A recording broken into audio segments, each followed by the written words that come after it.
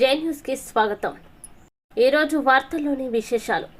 తన హయాంలో దాదాపు పూర్తయిన గౌరవెల్లి ప్రాజెక్టు ద్వారా సాగునీరు అందించడం చేతకాని పొన్నం ప్రభాకర్ తన మంత్రి పదవికి రాజీనామా చేయాలని మాజీ ఎమ్మెల్యే సతీష్ కుమార్ డిమాండ్ చేశారు। సిద్దిపేట జిల్లా హుస్నాబాద్ బీఆర్ఎస్ పార్టీ కార్యాలయంలో పార్టీ శ్రేణులతో కలిసి మాజీ ఎమ్మెల్యే సతీష్ కుమార్ రైతు దీక్షలో పాల్గొన్నారు।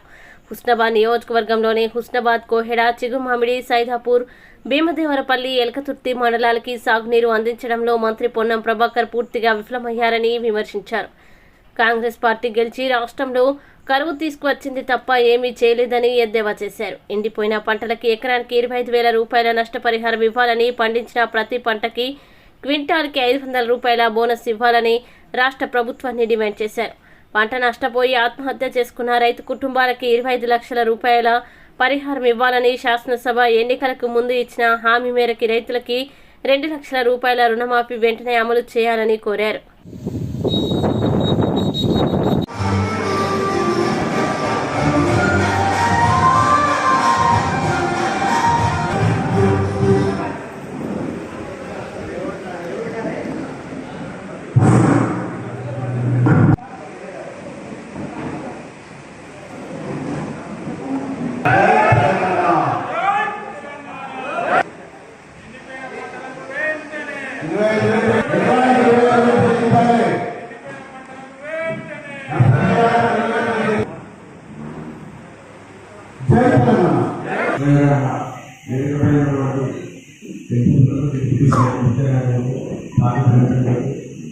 మరియు ఆ కాన్ఫరెన్స్ వచ్చినటువంటి నా ఉపయోగ నమస్కారాలు। మరి ఈరోజు పంటలు కానీ ఎన్నికల నాలు కానీ మనం చూడలేదు। మరి అసలు మూడు కోట్ల ఆదుకొని మన ఎకరానికి 25,000 చొప్పున, అదేవిధంగా సీనియర్ నాయకులు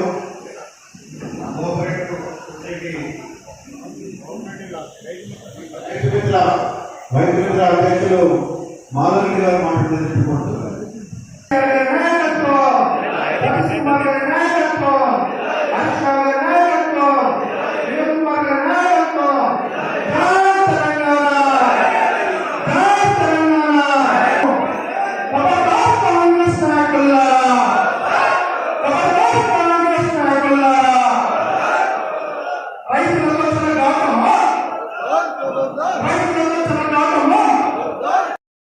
అదేవిధంగా వారి మంత్రివర్గం, వారి ఎమ్మెల్యేలు తెలంగాణ రాష్ట్రానికి కరువు తీసుకొచ్చి తప్ప కాలం తీసుకొచ్చిన కరువు కాదని కూడా ఖచ్చితంగా ఈ విధంగా మీరు మాపదలుచుకుంటే, ఈ మరగంగా మీరు మాపదలుచుకుంటే వెంటనే కాళేశ్వరం నుంచి నీళ్లు తప్పేయాలి, మొత్తం ప్రాజెక్టు ఎన్నో పడాలి, నిర్మాణంలో పడాలి, ఉష్ణమానికి కాళేశ్వరం నుంచి రావాలి।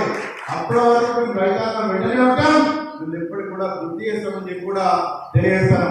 చాలా మంది మా నాయకులు, కార్యకర్తలు మాట్లాడేది, సార్ మీరు మంత్రి కాకపోతే ఇంకా బాగా పడేట్లు కదా అని చెప్పి మాట్లాడింది।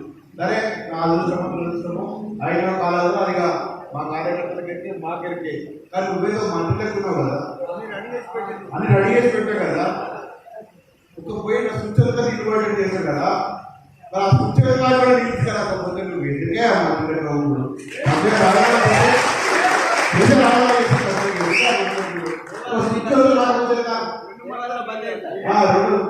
సూచనలు రాలే పోనీ దాటకెళ్ళి కనీసం 2 మండలాలు నీళ్ళేవంటే 2 మండలాలు నీళ్ళేకపోతే, రెండో విషయాలు దేవాలయాలు ఇచ్చారు। ఆ దేవాలయం కూడా కొంచెం బ్రహ్మాండంగా 3 టీఎంసీ ఇన్వెస్ట్మెంట్ చేస్తున్నారు ఏర్పాటు, 2 టీఎంసీ రెగ్యులర్ రావాలి। దాటకెళ్ళి 4 కాలం ఇట్లా ఓపెన్ చేయగానే బురబుర మొత్తం భీమదేవరపల్లి మండలానికి సగం వరకు, ఎలకతుర్తి మండలంలో 17 గ్రామాలకు నీళ్ళు రావాలి, అవి రావాలి।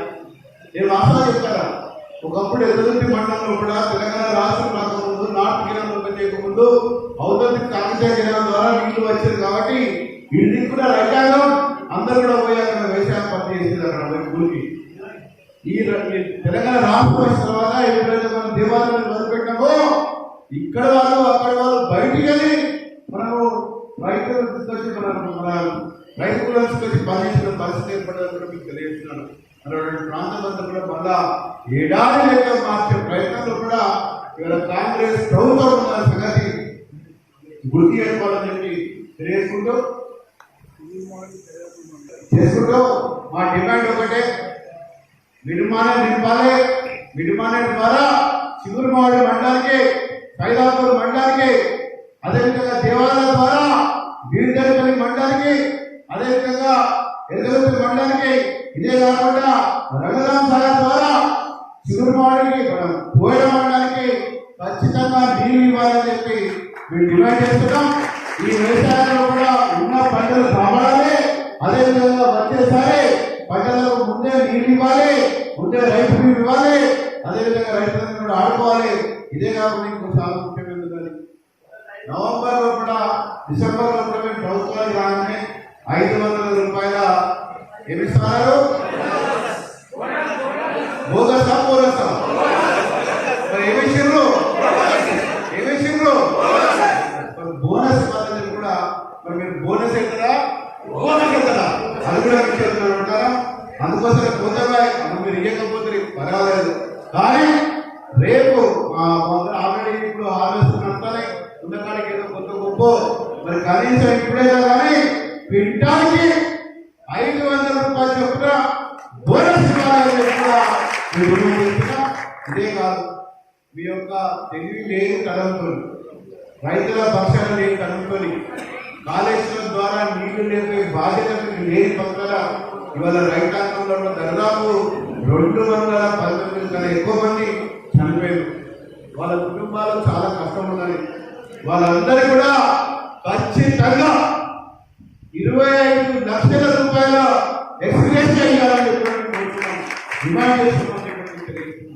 ఇదే కాదు, ఎండిన పంటల కోసం రోడ్లు కొడతాను, క్యాన్సర్ రోడ్డు నీళ్ళు పోసుకుంటాను, చాలా అవసరం పడతాను. ప్రతి ఒక్క ఎకరానికి 25,000 రూపాయల చొప్పున కూడా మీరు కట్టాలని కూడా మా బీఆర్ఎస్ పక్షాన మేము డిమాండ్ చేస్తున్నామని చెప్పి తెలియజేస్తున్నాం. 4 డిమాండ్లు మొదలుపెట్టాం. ఒకటే, క్వింటాల్కి 500 రూపాయలు ఇవ్వాలని చెప్పి, 2 15,000 రూపాయలు రైతు బంధువులు ఇవ్వాలని చెప్పి, 3 ఎండిపోయిన పంటలకు ఎకరానికి 25,000 రూపాయలు ఇవ్వాలని చెప్పి, 4 చనిపోయిన కుటుంబాలకు ప్రతి ఒక్క కుటుంబానికి 25 లక్షల రూపాయలు ఇవ్వాలని చెప్పి కూడా మేము డిమాండ్ చేస్తున్నాం. ఇవన్నీ కూడా మీరు చేయాలి. మరి మీరు చేస్తేనే మేము మిమ్మల్ని ఊళ్ళకు రాణిస్తాము. లేకపోతే రుణమాఫీ చెప్పాం, 2 లక్షల రూపాయల రుణమాఫీ కూడా ఖచ్చితంగా మీరు అమలు చేయాలి. ఎన్నికల గురించి కాదు మాట్లాడుతున్నాము.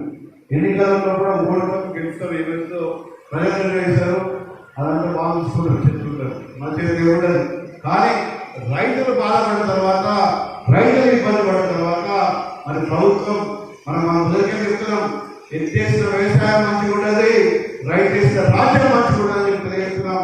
మీకు ఖచ్చితంగా మీరు హెచ్చరిక అనుకోండి, మీకు చెప్తున్నా అనుకోండి, మీకు ఇన్ఫర్మేషన్ ఇస్తున్నా అనుకోండి, ఏదైతున్నా కానీ మిమ్మల్ని ఒక మంచి పద్ధతిలో నడటానికే ఈ యొక్క దీక్ష చేస్తున్న కూడా గమనించాలని చెప్పి తెలియజేసుకుంటూ, దయచేసి ఇక్కడ ఉన్న మంత్రి గారికి విన్నపం చేస్తున్నా, మార్నింగ్ వాక్తో పాటు ప్రజలకు ఏం కావాలో గదిలో చేయండి. మీ వాక్ బాగుంటుంది, మీ మనసు కూడా బాగుంటుంది, లేకపోతే వాకే బాగుంటుంది, మనసు బాగుంటుంది, ప్రశ్నించే కాలం కూడా రాబోతుందని చెప్పి మీకు తెలియజేసుకుంటూ, జై